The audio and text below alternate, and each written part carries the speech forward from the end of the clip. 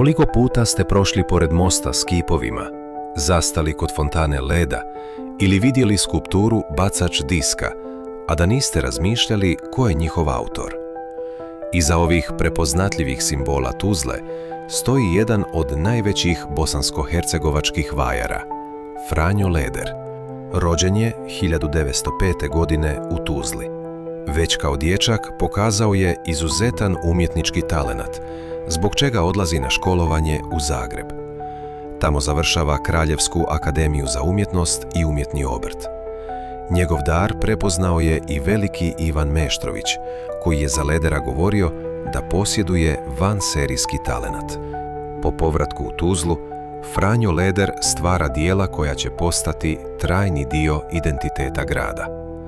Najpoznatiji su 4 kipa na mostu s kipovima, fontana leda, skulptura Bacač diska, brojne biste i reljefi. Nažalost, dio njegovih radova nije sačuvan, a neka djela uništena su tokom Drugog svjetskog rata. Leder nije bio samo veliki umjetnik. Bio je osebujna ličnost, boem i čovjek koji je živio potpuno predan umjetnosti.